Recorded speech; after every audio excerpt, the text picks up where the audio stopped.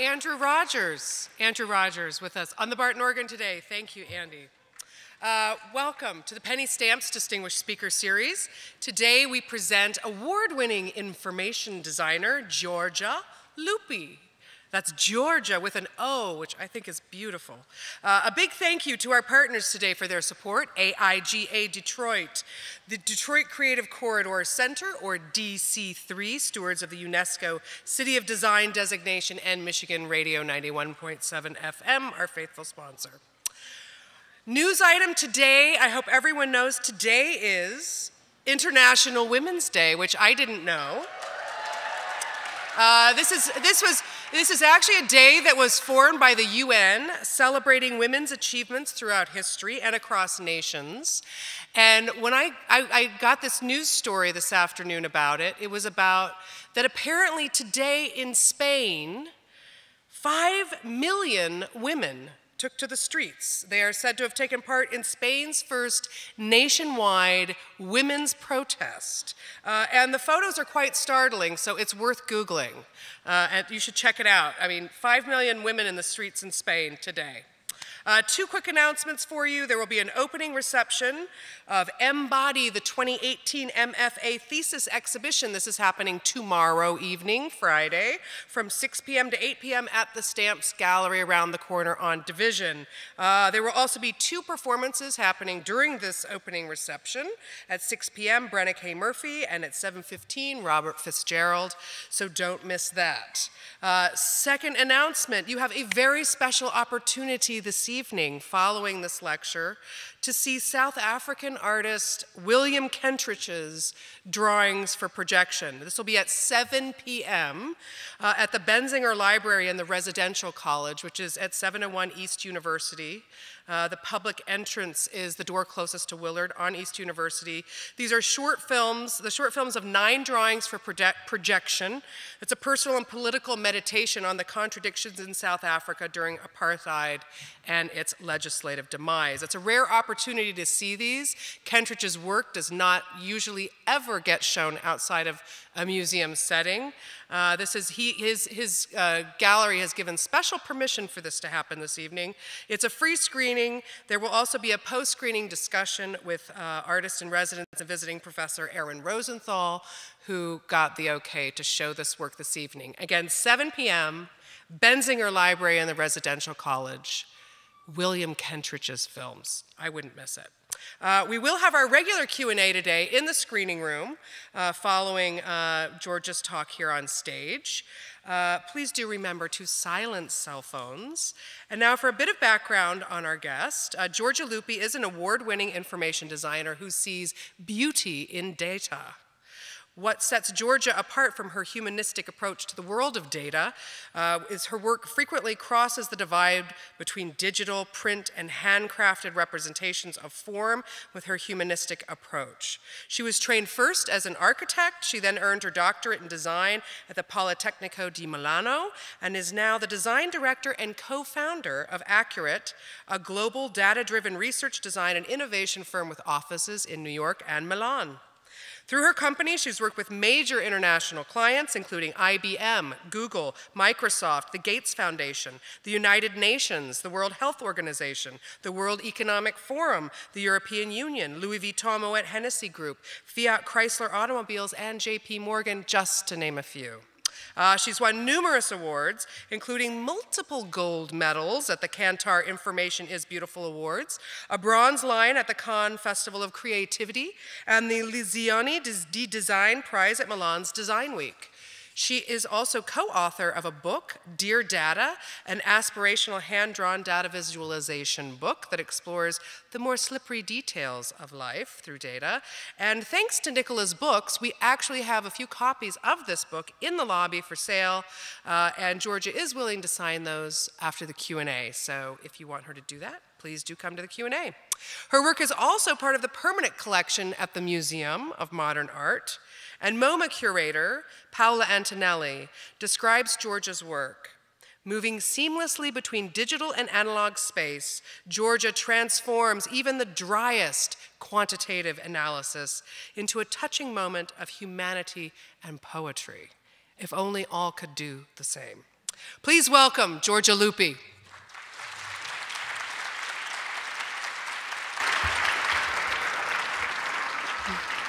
Hi, everyone. Good evening. Thank you all for being here tonight. Thank you, Christina, for such a flattering introduction. I can't quite see you, but I can feel you, so it's all good. It's my first time in Ann Arbor, and I'm really excited to be in such a special place. So this evening, I will talk about data, but not quite in the way that probably you would expect. I will make a quick introduction on who I am and what I do before getting into the core of that idea. So my name is Giorgia. I'm an information designer and artist, and yeah, in my job I work with data, and I turn it into visuals to make it more accessible and even engaging, hopefully. I run a data visualization design firm that is called Accurat. We are a team of around 35 designers and developers, split between Italy, in Milan, which is my home country, and New York, where we opened a small office a few years ago and where I live. And at Accurat, we work on a variety of different projects. This is a quick montage of our most recent projects. We work with clients in the IT, healthcare, in finance.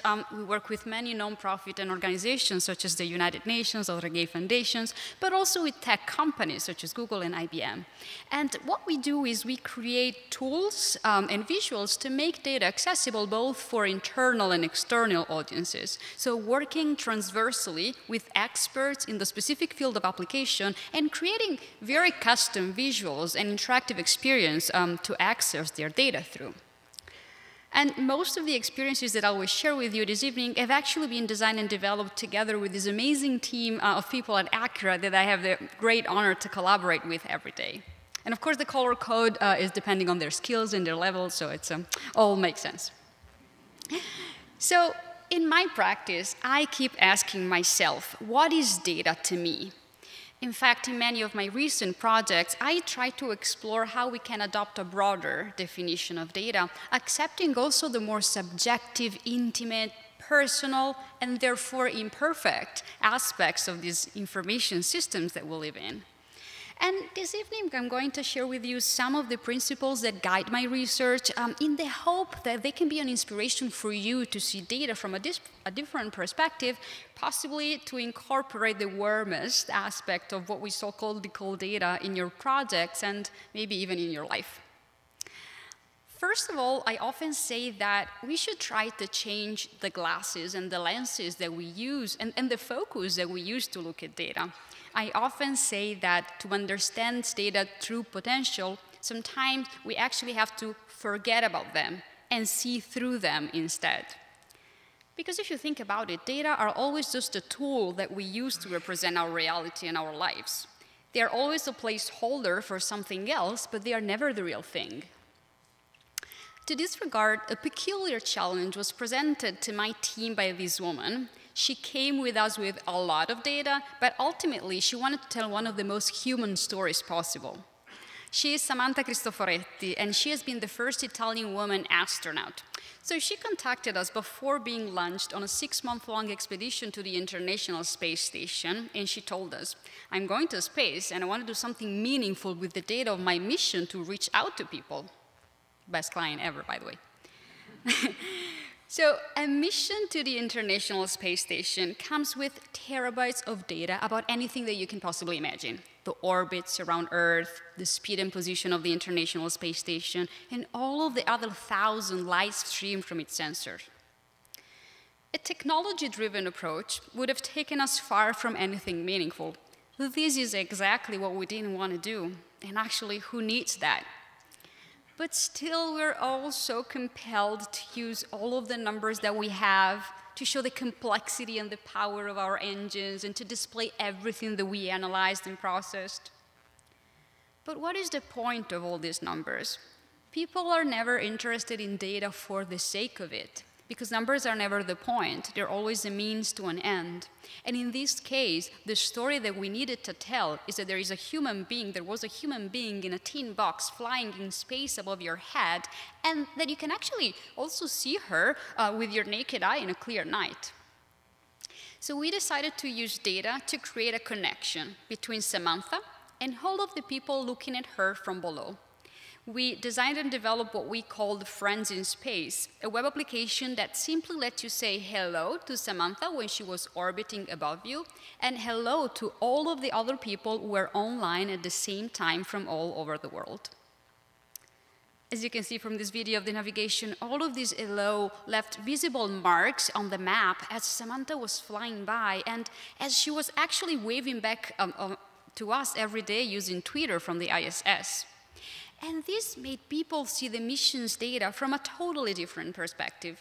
It suddenly all became much more about our human nature and our curiosity rather than numbers and technology. So data powered the experience, but a very simple human interaction was the drive. The very positive response of its thousands of users taught me a very important lesson, that working with data means finding a way to transform the abstract and the uncountable into something that can be felt, seen, and reconnected to our lives and to our behaviors. When working with data, I try to always remind myself that data is not the point, but it's instead a medium that we have to describe our reality. Data has this unique power to abstract our world, and it can really help us understand it according to different relevant factors every time. And sometimes the most important factors to take into consideration to create a meaningful experiences through data are not the most obvious. Last year, in 2017, the organizers of the TED conference came to us before their last edition in Vancouver with a challenging brief.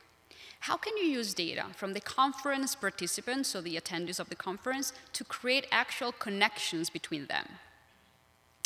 In our first brainstormings, as you can see from the sketches, we thought of gathering people's data about their origin, their job position, their demographics, possibly creating an installation on a big wall where we could display all of them, and even using an algorithm to match participants with similar profiles. But then again, ultimately, in what way would this data be really meaningful? And we decided to look for data in less obvious places. We created what we called data portraits of all of the people who were at TED.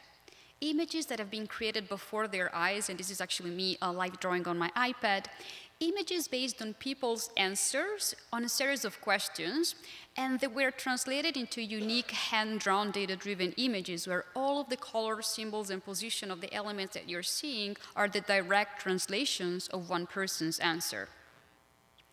These images were immediately then printed out on buttons that people would wear throughout the conference on top of their TED badges and use as a tool for sparking conversations and figure out commonalities or even differences with each other.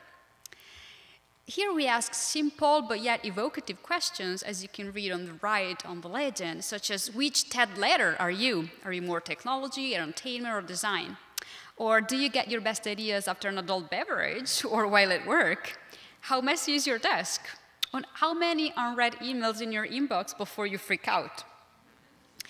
And people at TED loved to answer these personal questions, and they were wearing these abstract symbols on their badges, but most importantly, they would use them to identify similarities and differences with other people that they didn't know before at a first glance, as an excuse to introduce themselves in a different way that, what do I do and what do you do? Like an icebreaker to start a more personal conversation already.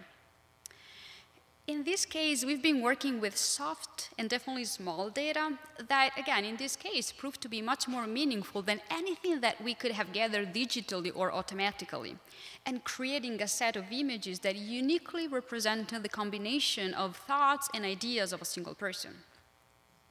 And following this last point, especially when we work with not so small data, and especially as data grows in numbers and type, I believe it's our duty and responsibility, at least mine as a practitioner who works with data, to create visualizations, to visualize them in a way that can really effectively and properly display what is unique in the number that we're working with. And sometimes this also means creating new symbols, new languages to convey them. I talked about how data for me is the medium that I have to represent reality. But equally, the stories that we're working with, the data that we're working with, should define the form, the visual model that we use to represent it.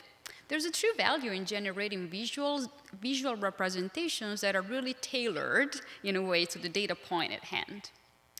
For example, what these two charts represent is actually very different.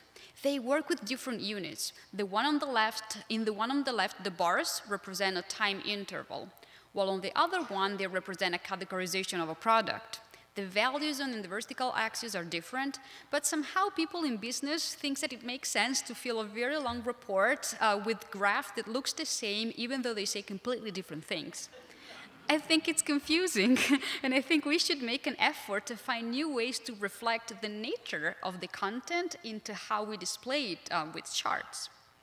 And to this point, I want to show you actually a not so recent project that we at Accurat use as a playground to create data visualization that were really, again, completely tailored to the data that we're working with. It's our 2-year-long collaboration with La Lettura, which is the Sunday cultural supplement of the main Italian newspaper, Corriere della Sera, where from 2012 to 2014, we produced more than 40 data analysis and visualization. So every week we would look for different type of data, combine them in a way that would help us to tell an interesting story about the topics, and we would visualize these rich stories made of data.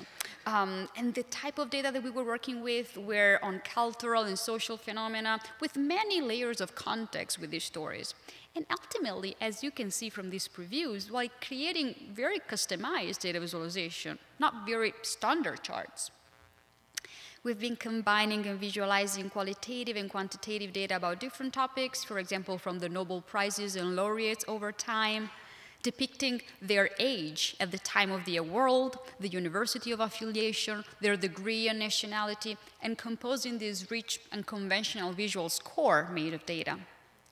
To depicting the masterpieces of the important painters over years, their main colors, the sizes, the techniques, when in life an artist created them, and also here, for example, comparing institutionally recognized masterpieces with a popular choice, like the first result on Google Images for the name of the painter.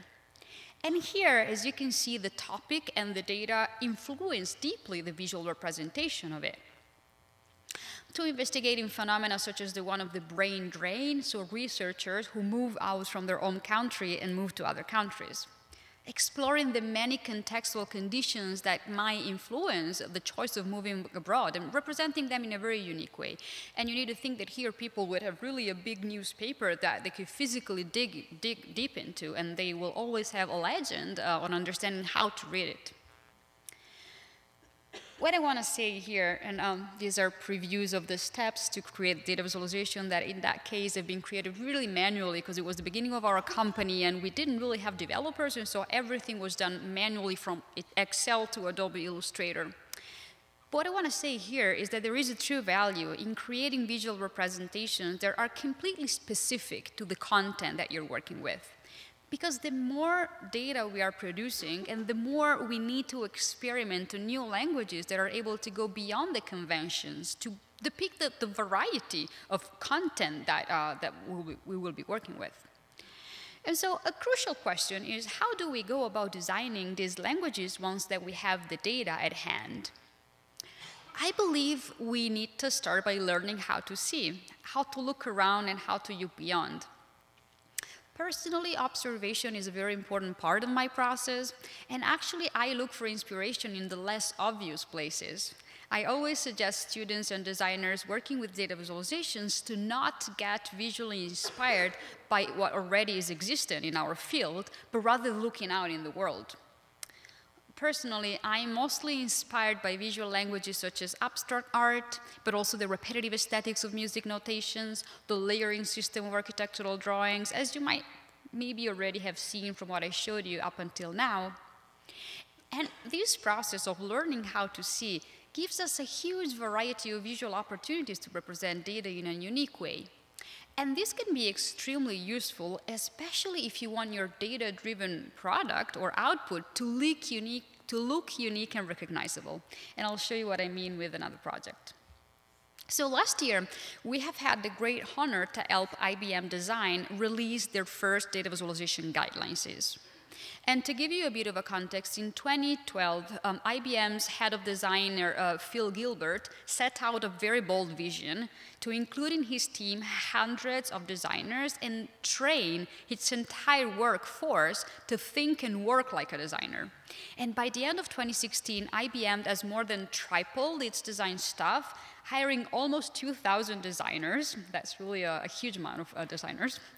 And to make this integration possible, IBM Design released their first public version of their own design language with guidelines used on colors, fonts, grids, and everything that a graphic or web designer should know to continue building products that will look and feel like IBM. But IBM has also more than 1,000 of data analytic and data-driven products, and so they needed to find a way to create a unified data visualization language as well across the organization, and this is why they hired us, of course. So in the early phases of the process, we collaborated with many different product teams at IBM, digging deep into the type of data they were working with, understanding what type of problems they would have on a daily basis. And the first part of the collaboration led to the design of high-level principles, like a practical guide on how to translate numbers into charts in the very different cases that they might encounter. But also, we needed to design a system of guidelines that uniquely represented the great design heritage that the company has clearly built over the years, thanks to working with great designers such as the Eames or Paul Rand. And we have been spending a lot of time looking back at the design expressions of IBM Design, at the amazing posters that still shape our collective idea of the brand. And we started to make some visual experiments. You can see from these initial artworks how IBM materials and shapes from the past could be analogies from new data visualization concepts. And we even ventured into looking at how physical objects, part of the IBM tradition, such as the texture, numbers and rows and columns on IBM punch cards, can look like single elements that can be interacted with on a data visualization. We created here an entire collection of chart models, visual styles, and animation guidelines that will inform all of the charts that are now part of the IBM design language. And looking for inspiration into IBM Design's legacy not only led to the creation of visuals that look and feel like IBM, but it also helped us to focus on visualization principles, visual perception principles and features that led to the design of completely new visual models that leverage this principle to create more effective data visualization for the specific data sets. So in this project, we have really been asking ourselves throughout all of the process, what was the value that we as designers could bring, as designers who work with data, could bring to the table that we were called to contribute? And sometimes this means not only accepting, but also embracing the flaws of the material that you're working with. Data is actually often imperfect because it's primarily human-made. And even if, for example, it comes from a sensor, well, a human being designed and built a sensor. At this point, we all know very well that data-driven doesn't mean unmistakably true. It never did and probably never will. But then we should also change how we conceive the visual representations of data and learn how to render the more qualitative and nuanced aspects of data, even their imperfection and approximation. I think that there's a value in visualizing even data that are good enough because they still might tell a story, but then we need to avoid focusing too much on the exact numbers and approaching the project from different perspectives. To this point, this is a project that we released last year before the United States presidential election, so actually in 2016, right before the presidential elections. It's called World POTUS, and you can still find it online at worldpotus.com. We teamed up with Google News Labs, and we have been using Google Trends data, meaning what people look for on Google, and we designed and developed a mobile application, like it was a mobile-first application, that visualized the search interest in the two candidates, so Hillary Clinton and Donald Trump, for the US presidential election, and the main issues, the main topic in their political platform, but outside the United States. We are looking here at how much the rest of the world searched for Hillary and for Trump on Google, and how much they looked for them in association with the hottest topics of their campaign. What was the world interested in? What did they care about? And what were the differences in search behavior between the different countries and continents in the world? And you can look at the world outside the United States, at the continental or at the country level. And you can always bring in the value for the US to have a vague but indicative sense of scale. The dimension of the bubble relates, of course, to the number of searches. You can see the countries arranged by similarity in search behavior, by geography, or even by recent trends falling or rising. And to put everything in context, every topic comes with a quote from the candidate that gives a little bit more information about his or her position on the matter. But the question here was it by any means a precise measure of the country's interest in a topic or in a candidate? Not at all, but still it told us something about the search behavior of the country. So opinions on such delicate topics are most of the time a fluid and always moving blob, and so that's why we decided to represent them like that. It's not a perfect description of reality, as the Google Trend Index just gives us a hunch on the general interest for the topic in each country.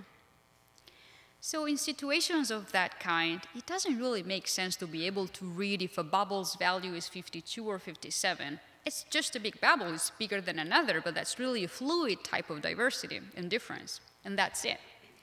So our goal here has always been to represent people's interest in the topic and not simply the index or the number that has been used to measure that. So despite the idea that data visualization should always be rigorous and precise, I believe that in certain cases we need to go for a softer depiction of data, really a deliberately imperfect visual to grasp and display a meaningful, rich, but really human data set. Okay, so not all of the lessons that you can learn about data actually come from commission work and from big clients such as Google or IBM. I'm sharing right now one of the most revolutionary projects of my life that made me realize very strongly what you can read here. It was actually a personal project, self-initiated project outside my day job that took out practically all of my evenings and weekends for an entire year of my life. So a few years ago, I met this woman. Her name is Stephanie Pozovic. She's a London-based designer who shares with me the passion and obsession about data. We didn't know each other. We only actually met twice when we decided to run a very radical experiment. We started a communication using only data, no other language, and we opted for using no technology whatsoever to share our data. In fact, our only means of communication would actually be through the old-fashioned post office. For what we call Dear Data, every week and for 1 year, we used our personal data to get to know each other. Personal data around weekly shared mundane topic, from our feelings to the interaction with our partners, from the compliments that we received to the sounds of our surroundings. 52 excuses and pretexts in form of data to investigate and reveal particular aspects of ourselves and our days. Information that we would then manually hand-drawn on a postcard-sized sheet of paper that we would every week send from London to New York, where I live, and from New York to London, where she lived, every Monday and for 1 year. Eventually, the postcard arrived at the other person's address with all of the scuff marks of its journey over the ocean. We always say that the Postal Service has been the real third party in this collaboration, as our cards often carried not only our visual representation of the week, but also the one of their travels over the ocean. We purposely designed initial constraints for the postcard. The front of the card contains no text or explanation at all. It's a hopefully beautiful drawing that one could just take as an illustrator if you didn't know that there are data behind it. And the back of the card contains the address of the other person, of course, the title of the project and on the week, and the legend, how to read our drawings, where we abstracted our visual choices to let the other person understand what was in your data, what happened that week. And we did not send each other any digital scan of our cards. We have been eagerly waiting to get the data, the weekly data portrait of the other person in the mailbox. We're discovering the pleasure of checking the postbook as you get home. It has been a type of slow data, analog data, and incredibly small data transmission. So during a time when everybody talks about big data and virtual reality, we of course do small data and physical postcards. It doesn't sound very revolutionary, but by removing technology from the equation, we were forced to extend ourselves as designers. On the one hand, we've each been forced to invent and create 52 different visual languages, because hand drawing with data leads to design that are necessarily tailored to the data that you're counting and working with, since you don't have any digital type of shortcut or pre-selected model. But also removing computer from the equation triggered us to find different ways to look at data as excuses to tell something about ourselves. In fact, here we didn't only quantify numbers, but we have been adding anecdotals and qualitative and contextual details to our data collection. For example, the very first week of Dear Data, we chose a pretty cold and impersonal topic. How many times do we check the time in a week? Yeah, the answer is insane if you want to count. So here's the front of my card, and you can see that every little symbol represents all of the times that I check the time, positioned per days and then per hours, chronologically. Nothing really complicated here. But you can see in the legend how I added anecdotal details about these moments. In fact, yeah, the different type of symbols indicates why I was checking the time. What was I doing? Was I bored? Was I hungry? Was I late? Did I check it on purpose or just casually glance at the clock? And this is the key part, representing the details of my days and my personality through my data collection, using data as a filter and a lens to discover and reveal my never-ending anxiety for being late, even though I'm absolutely always on time. I checked the time so many times because I felt that I was late, but I was just fine. Well, Stephanie and I spent 1 year collecting our data manually to force us to focus on the nuances that computer cannot gather, or at least not yet, using data also to explore our minds and not only our activities, like at week number 3, where we tracked the thank yous that we said and we received. And when I realized that I thank mostly the people that I don't know, I'm a compulsive thanker to waitresses and waiters, apparently, but I definitely don't thank enough the people who are close to me. We also ventured into more negative sharing, like at week number 7, where we mapped our complaints and where I composed these musical complaint cards, borrowing a very literal visual inspiration to the musical notation system to show the repetitiveness of my complaints over time. And then I added details about their type, what was the complaint about, who was it for, their loudness, like did I truly need to complain, figuring out that most of the times my complaints were totally avoidable. As the project evolved, we also discovered that we can even find data beyond the daily tracking and make a survey of what we own, for example. Walk into our closets with the eyes of the data collectors and looking for data in the way that we categorize and classify our garments, their colors, how we organize them, how often do we wear them. That is quite telling about a person. And what is telling about me is that I have a lot to learn from my boyfriend that has like these belongings in the same area that I was, investigating, which, as you can see, clearly has a much more optimized strategy when it comes to his outfits. Or we can also try to use data to become better human beings for at least 1 week and perform acts to then be able to report them, like this week when we purposely intentionally smiled at strangers and tracked their reaction, if they smiled back or pretending they didn't notice our smile. So over 1 year, the process of actively noticing and counting these type of actions became a ritual, and actually it changed ourselves. We became much more in tune with ourselves and aware of our behaviors and our surroundings. Stephanie and I connected at a very deep level through our shared data diary. We really became close friends thanks to our data. Even if she doesn't look so convincing in this picture, I should say, but I like it. But we could do that. We could really got to know the other person through her data only because we put ourselves in these numbers, adding the very context of our personal stories through them. It was the only way to make them truly meaningful and representative of ourselves.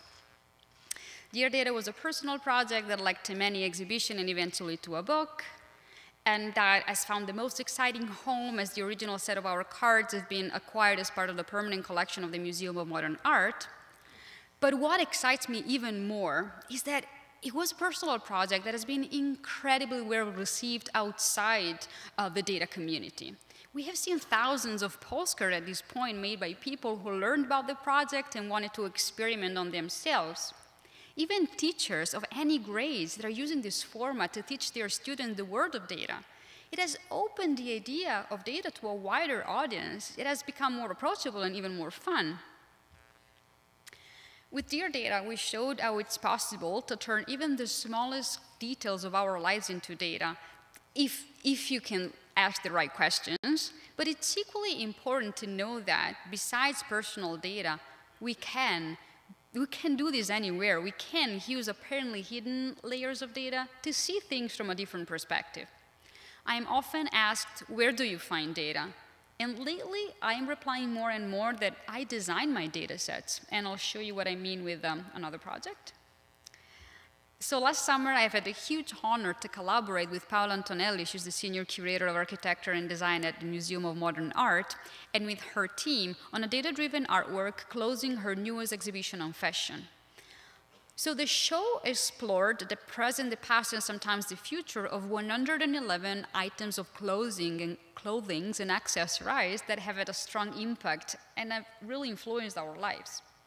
And as you can see from the list, among them are pieces as well known and transformative as the Levi's 501, the Breton shirt, the little black dress, and also pieces as ancient and culturally charged as the sari, the pearl necklace, and the kippa and the keffiyeh. Really a fascinating exhibition. And I have had the incredible opportunity to create a site-specific, hand-drawn, of course, visualization on a huge 20-foot-tall wall in the 6th-floor lobby, like towering the visitors as they exited the exhibition, guiding them to explore the manifest, but also the implicit features of the items, both as an individual items and part of an ecosystem. And what is interesting here is that I didn't have any data. I only had the list of the 111 objects and the background research conducted by the curatorial team on each of them.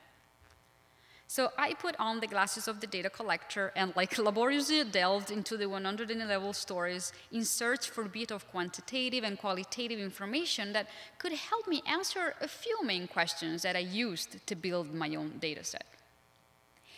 So just because you don't immediately see a number, it doesn't mean that there is no data to identify, organize, collect, and analyze. We can build a data set over very qualitative information if we know which questions to ask. And the questions that I try to answer and ask are, for example, was the item a medium or a message? Meaning, was it defined modern because of its technical and aesthetical features or for what it represented? Another question was is it worn to conform or to escape? Or was it the cause or the effect of a movement? So was the item included in the show because its existence triggered a cultural or social reaction, or because the object was the product of a specific movement? And then each one of the items became a symbol that I drew on the wall according to the set of parameters that I was discovering and categorizing in the form of data. And in the main picture, they were positioned according to their origin over time and vertically grouped according to the flow of the exhibition and the show's themes. And then represented through the symbolic elements that indicate the intrinsic features that make them unique and influential, where the visual features depend on this thought-provoking set of attributes that I defined. I'm not going to explain you the visualization in depth. If you check my website, you'll find everything about that. But what I want to say here is that sometimes the most meaningful data are not necessarily what is available to us. So often when working with data, we tend to focus only on the numbers that are already there, without realizing that they can actually become much more meaningful if we're able to uncover a more nuanced and expressive type of data along them. Over the years, I kept on refining the focus of my research, and my mission and goal as a designer who works with data, developing through my practice the principle and the ideas that I shared with you this evening. And besides the more practical application of these theories, on a personal level, I realized that I'm interested and endlessly fascinated by the idea of using data as a tool, as a lens, to better understand our human nature. So by distilling our personal experiences, such as our lives, our days, our behaviors, and our relationship into what we call data, and by actively building my data set, I'm trying to discover overlooked details and maybe grasp glimpses of humanity that I wouldn't be able to do instead. But also, every time that there's data available, I try to humanize it. I try to make it speak our language and represent our human nature. And as you've seen, I do so by often combining what is already in form of data with layers of software and more qualitative information that, again, can render the more human aspects of us in our lives. The last project that I'm going to show you tonight is also the last project I've worked on, and it's really the one that made me realize the importance of the data that we don't see. I'm going to explain you this work a little bit of more details to get to my conclusion.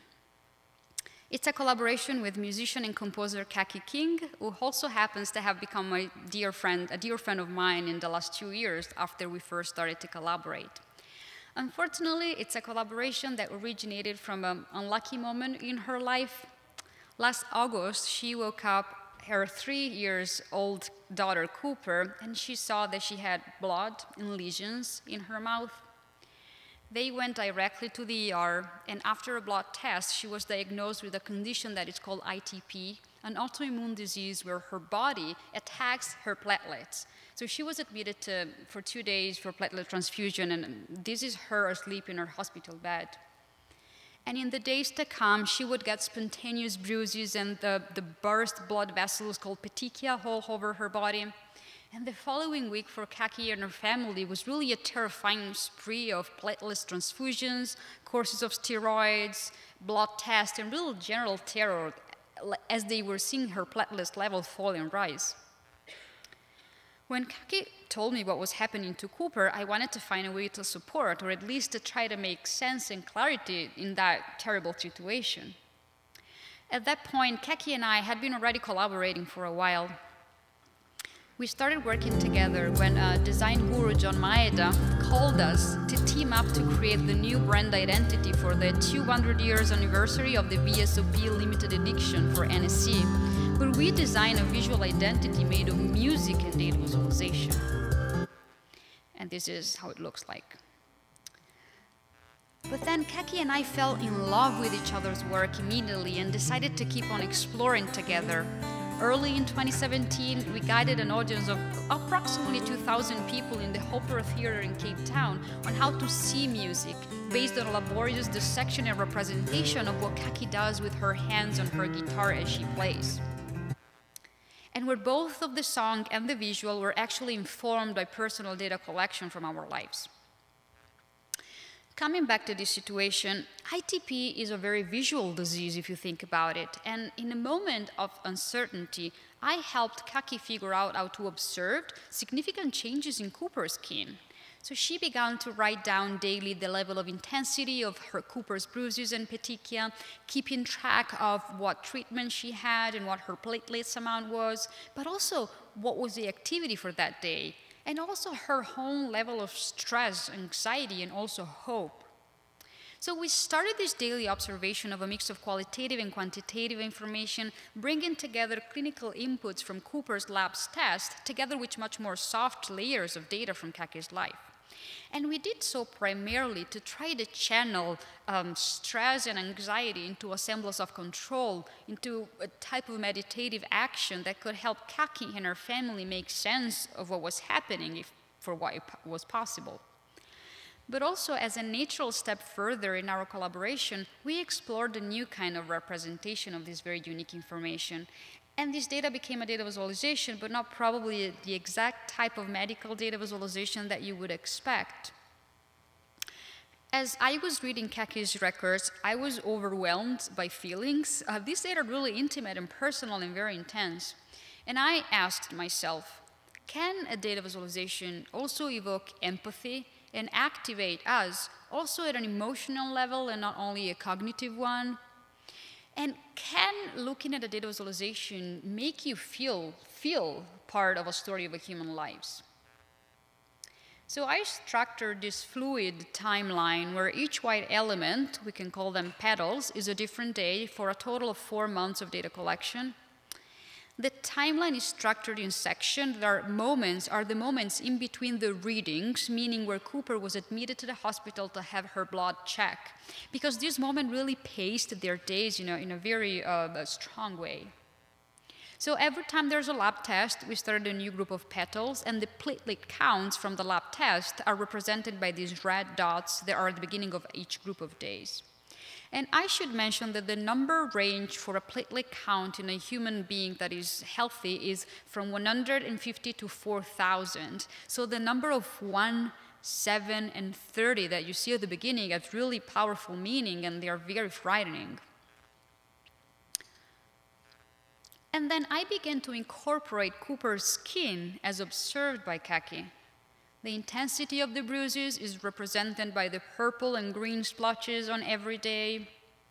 The petechia are the small pink dots that you see on the petals when their spread and intensity really reflects Kaki's data observation. And I'm getting back to the overview for a moment as the visualization builds up. When Cooper was taking steroids, you will see these gray shapes affecting the days. Here is also where Cooper has had some incident that caused her skin to worsen, such as she fell while playing in the park, or she got a mosquito bite. And you can see how this fluid timeline begins to take form and to visually narrate the tale of his months.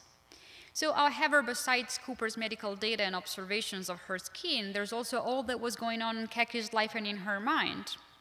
Kaki tours a lot, and she felt very stressed when away from home in this particular period of her life, and this is indicated with these black dots on the days that she was gone.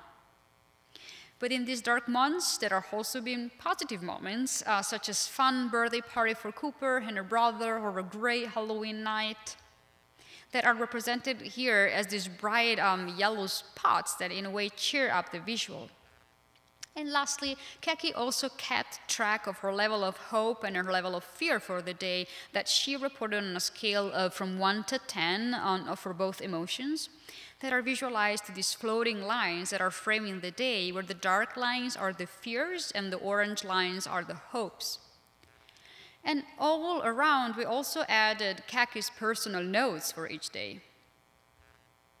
But ultimately, this data also became a piece of music that Kaki composed directly for the 4 months of data collection, and this is the score that she used as a base, where the timeline of the song represents what was happening in their life, exactly as the data visualization that you saw. The song has 120 measures in 3/4 time, covering the 120 days that she collected the data. And in the song that you are about to hear, we are referencing the amount of petechia on her skin, her changing mood, and so on, with different types of sounds. And the main guitar part is a musical map of the bruises of her skin, changing and bleeding into each other, and sometimes, thankfully, fading away. We premiered the project at a closed conference of healthcare practitioners in San Francisco at the end of January, where Kaki played the song live. And I'm going to play you now a part of the song, not the whole song. I will invite you to get immersed in this data and see if you can feel something through data.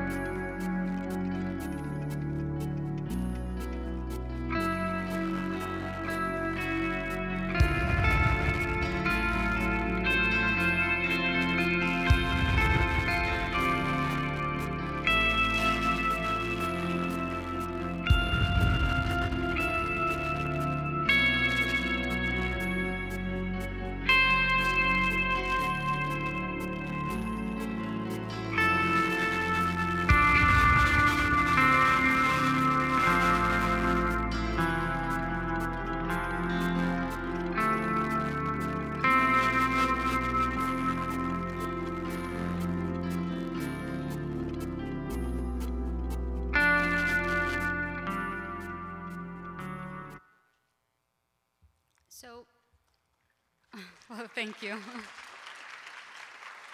Thank you. As you can probably see, this is not by any means any scientific representation of data, but still we think it creates a pretty complete and sensorial picture of this personal journey. This type of overlooked information, what's going on in people's lives, their feelings, they might be as important as clinical data to frame a disease, especially from the point of view of the patient and the caregiving. After we released the project publicly, we've received hundreds of very personal messages from parents, patients, caregivers, healthcare practitioners, and in general, human beings deeply moved by this story that we only told through data. And I don't want to say that this can lead to any scientific breakthrough, because this is not the point of my research. But I believe that radical experimentation of this kind, artistic experimentation of this kind, can be a starting point to reconsider what we define data in the first place. Because data are never only what we see at the first glance. They're never only the hardcore numbers. They always come in with a more fluid, rendered, nuanced set of information that, for this reason, requires new form of representations, even musicalizations, to be captured fully, and to really capture the emotions that are behind these data points. What I want to leave you with tonight is what I call data humanism. That is my attempt, again, to define the focus of my research and to understand what my personal contribution to the field could be. Why data humanism? So in the Renaissance humanism, European intellectuals put an end to the dark medieval time by placing the human nature, instead of God, at the center of the view of the world. And I believe that something similar needs to happen also with the universe of data. Now, data are apparently treated like a god, keeper of infallible truth for our present and our future. And the experiences that I shared with you tonight taught me that to make data faithfully representative of our human nature, we need to start designing ways to include empathy, imperfection, and human qualities into how we collect, process, interpret, and display them. And yeah, I see a data lens where talking about data will mean talking about its intimate qualities in conversation that will be shaped also around subjective and serendipitous aspects, where data convention are replaced by data possibilities, where data-driven design is maybe replaced by design-driven data, and where ultimately, instead of using data only to become more efficient, we will all use data to become more human. Thank you.